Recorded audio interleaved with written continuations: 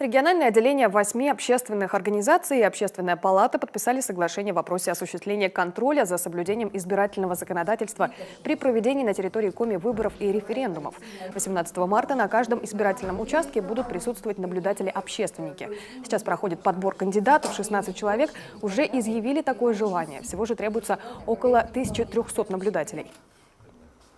Если исходить из того, что примерно более 650 избирательных участков, то, конечно, в идеале мы бы хотели, чтобы каждый избирательный участок был, на каждом избирательном участке был наш наблюдатель.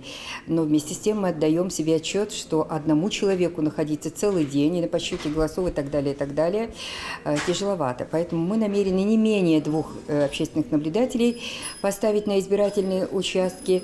И учитывая, что только один может в этот момент в помещении находиться на избирательном участке, будет возможность у второго немножечко отдохнуть. Нужно молодым, особенно людям, разъяснять, что это все-таки и некие жизненные позиции, это итог чего-либо, это для многих это направленность с вашей стороны, куда нужно идти. Потому что, сталкиваясь с электоратом молодым, мы понимаем, что у молодых есть много желания, но не сформирован вектор, в том числе и политический.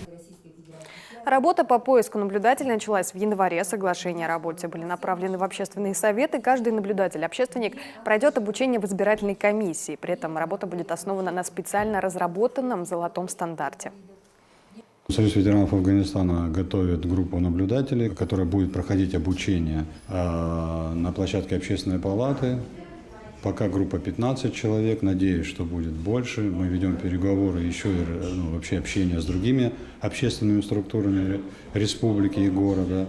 Но надеюсь, что группа будет большая. Наша, в принципе, задача посмотреть, чтобы и увидеть, и посмотреть, и проконтролировать, чтобы выборы прошли максимально честно и открыто.